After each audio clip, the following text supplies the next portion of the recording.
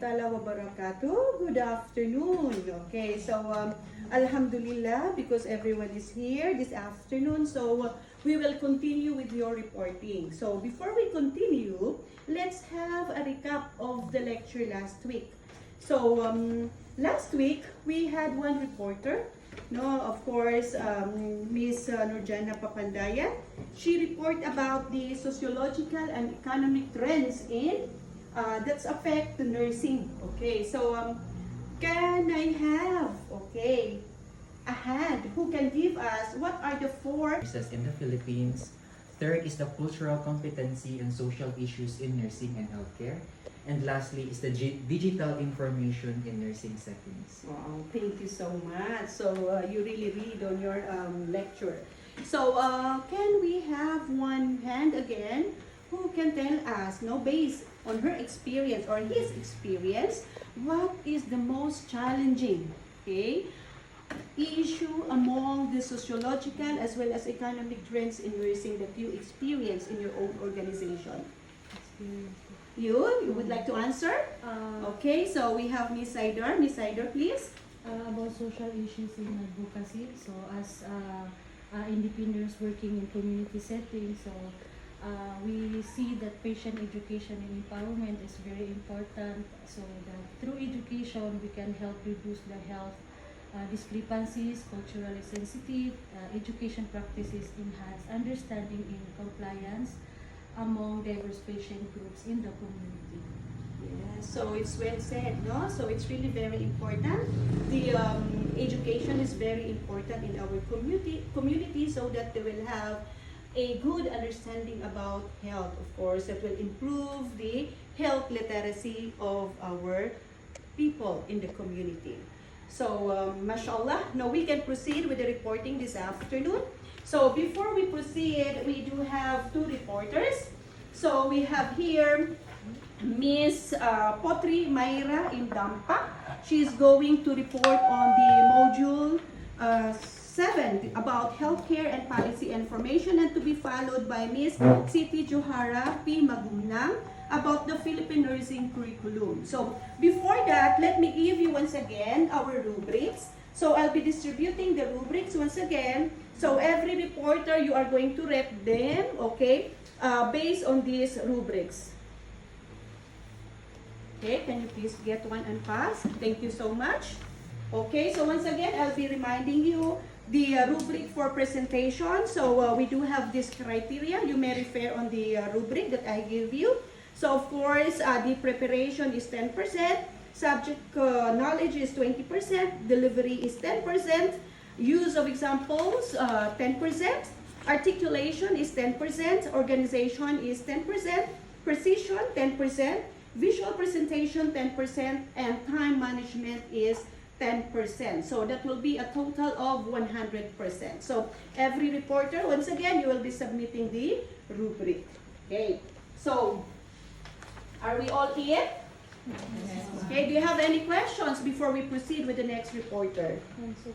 And so far, okay, so thank you so much. So now let's welcome Ms. Putri Mayra in Dampa to discuss on the healthcare and policy formation.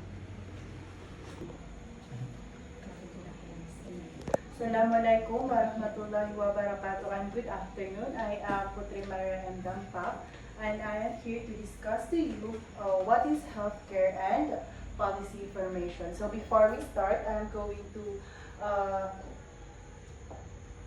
read about our learning objectives for today. So at the end of the discussion, the participants, you will be able to illustrate the step-by-step of process of healthcare policy formation, and to identify health issues, formulating policy, legislative process, and implementation, and to know the factors and challenges in healthcare policy formation, and lastly, to identify the healthcare system in the Philippines. So this will be the contents of my report. So healthcare and policy formation, key aspects of healthcare policy, factors influencing policy formation, challenges in healthcare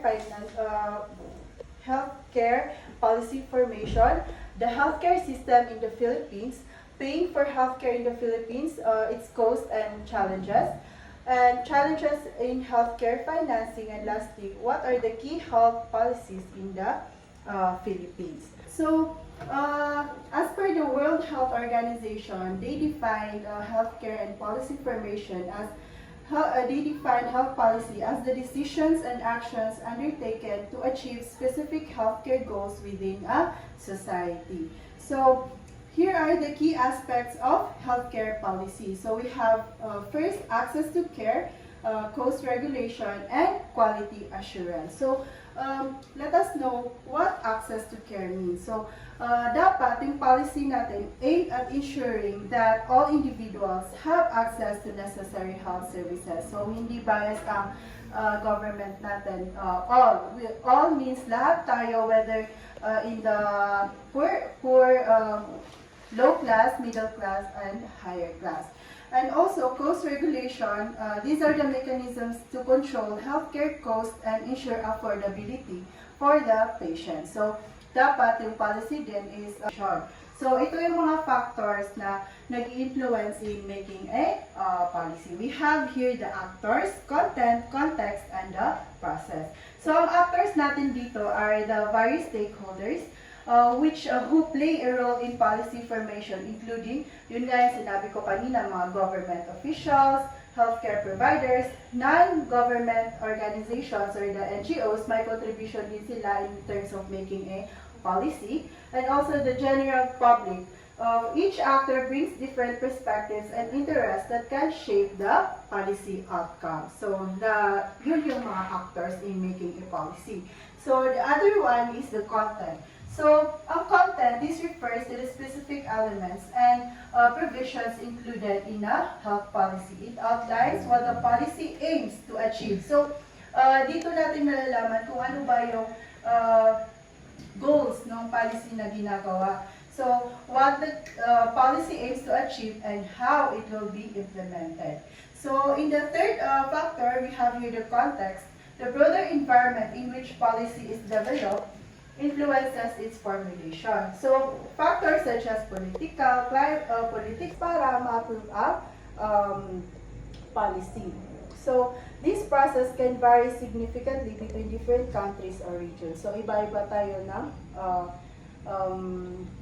step in making a policy. So, we have here the challenges in healthcare policy formation. We have first is the rising costs, equity concerns, and political influences. So, healthcare policy face numerous challenges that can complicate the development of effective policies. So, ito yung mga challenge natin here in the Philippines in terms of making a policy. So, we have first the rising cost. Siyempre, yung pagtaas ng lahat ng mga bilihin, ng everything. So many nations experience healthcare costs rising faster than GDP growth, leading to difficult decisions about resource allocation. So, ang hirap pag if the government na may mas other na priority na hindi na napapansin yung policy na ginagawa the region.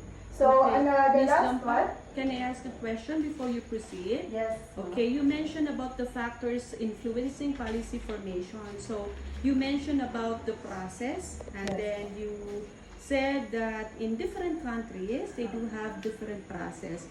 Can you please expound on the process, how we in the Philippines, okay, do the policy formation? Here in the Philippines po, ma'am, we make policy, yun nga po yung sabi ko kanina, the process po na it involves, often includes research, public consultation, negotiation among stakeholders, and legislative approval. So here in the Philippines po, not only that we make a policy agad-agad, it will take, first, magre-research muna if it is sustainable or not. And after that, we will have a consultation among the public if it will be a better,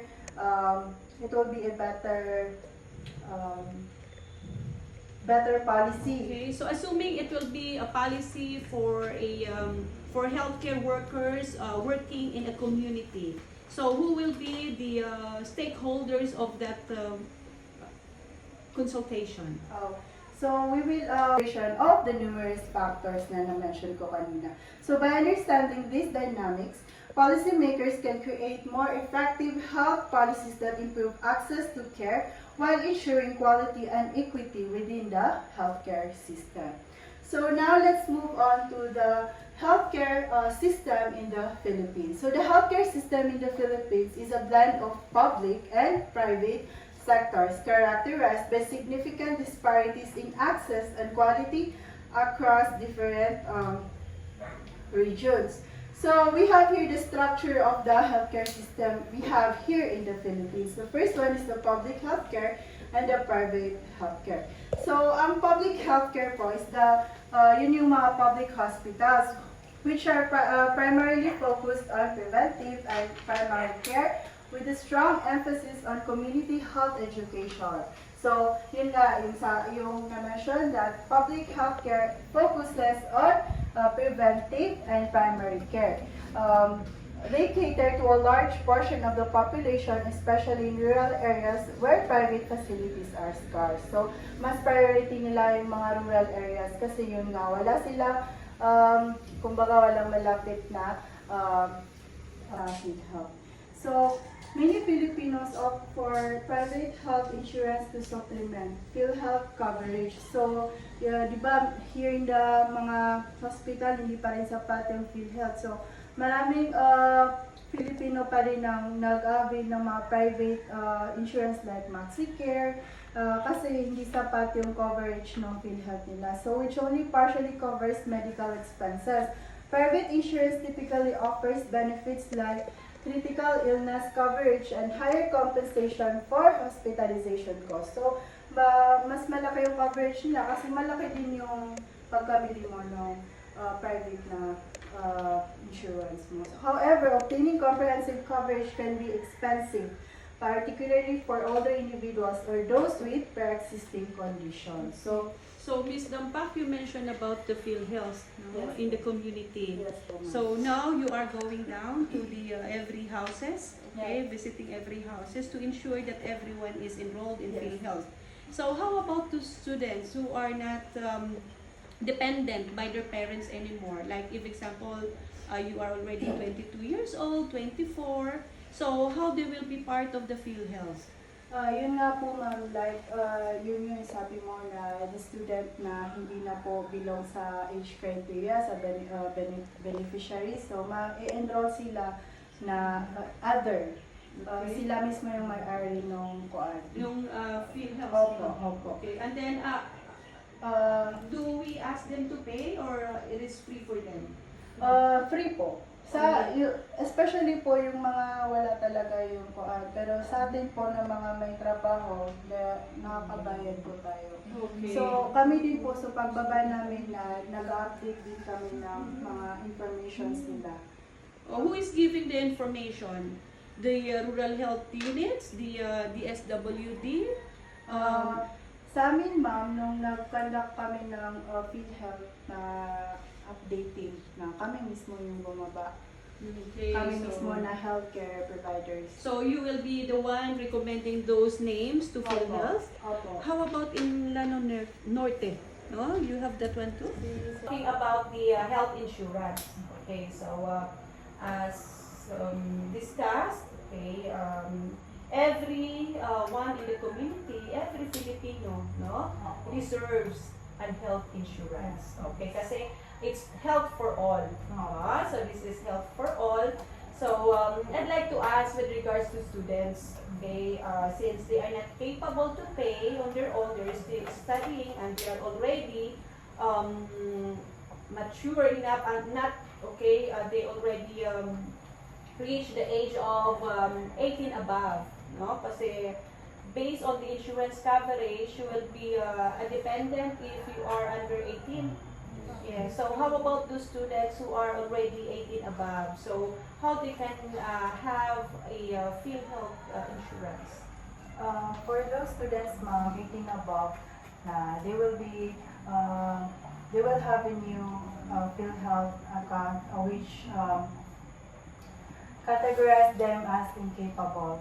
So even if they are students, they are still enrolled in the PhilHealth insurance program, pero incapable po ang category nila. Okay. So, do you have that one in your community? Yes, ma'am. In the community, we have at first to avail the PhilHealth services, you need to be accredited as e-consulta facility. So once accredited by the PhilHealth, you will be eligible for an e-consulta package. Meaning to say, you have dental services, laboratories, and basic services in the rural health unit. Is there a certain amount that Yes, you can for enjoy? with regards to that, for the profiling, the RHU can get an amount of 700 pesos if they will be able to profile at least one person. Ito siya is not by household but individual. Ibig sabihin, if you are 20 in the family, you will be profiled as 20 individual to be enrolled sa e-consulta. So, each of you will be parang you can avail of it sa 1 year, meron ka 1,700 na package sa e-consulta. So, you can use that one. So, ang mag-process niyan is ang rural health unit. So, they will profile you and they will enter yung consultation mo sa e-consulta. They will upload it. And then, the facility can reimburse that one sa PhilHealth 1,700 for each individual na gumamit ng e-consulta. So you can use that how often? Yearly Once a or year. once a year? Once a year. So, ang the advantage is hindi siya by household, individual. So, ibig sabihin kung sa family niyo 20 kayo, each of you will be profiled. So, meron kayong 1,700 package sa e-consulta through PhilHealth. But that is if your facility is accredited as e-consulta facility. So in the community that you are working, do you have that? Same po. The same. So you're working in Llano Norte also? No po, in here in the City Health Office, Marawi. Marawi. So you have e-consulta as well? Mm. Oh, that's very good. Okay, so how about for students? For you, ma'am, you are working in academ? Yes. Right. Okay, so how about in academ? I'm in a private institution. So basically our students, our senior high students are 18 years old still. So the students are still under the care or they are still beneficiary of their parents. Okay, so that's it. No? So thank you so much. So we can proceed with the next topic. So, here are the challenges in healthcare financing. So first, we have financial burden, inequities in access, economic pressures, and cultural attitudes toward health spending. So, in financial burden, despite the government efforts to enhance healthcare access through UHC, Universal Healthcare Act, which I will be tackling later on, many Filipinos still experience financial strain due to high medical costs. So in 2022, household out-of-pocket expenditures payments reached approximately 451 billion, highlighting the ongoing challenge of managing healthcare expenses. So, yun nga, yung financial burden ng patient mismo. So, another one is the inequities in access. These are pronounced disparities in healthcare access based on geographic and socio-economic factors.